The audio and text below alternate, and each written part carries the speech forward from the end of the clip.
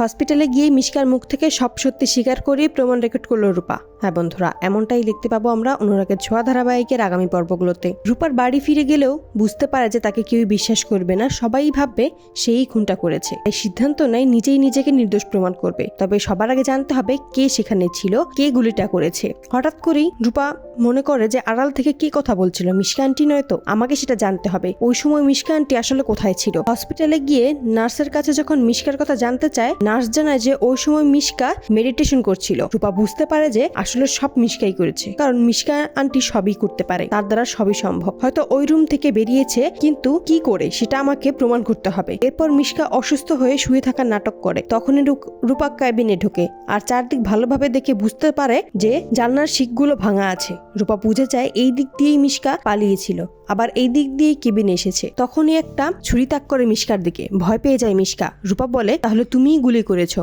আমাকে ফাঁসানোর জন্য, আমাকে আমার পরিবার থেকে আলাদা করার জন্য। মিশকা তখন বলে, হ্যাঁ আমিই গুলি করেছি, কিন্তু তুমি প্রমাণ করতে পারবে না, কারণ আমি সেখানে কোনো প্রমাণই রাখিনি। রূপা বুঝতে পারে সবটাই মিশকার চক্রান্ত। মিশকার সকল কথা রেকর্ড করে নেয় যেন মিশকাকে উচিত শিক্ষা দিতে পারে। তো বন্ধুরা, তোমরা এটাই তো চাও যেন মিশকার মুখ থেকে সত্যি স্বীকার করিয়ে প্রমাণ রেকর্ড করে রূপা? কমেন্টে জানাও।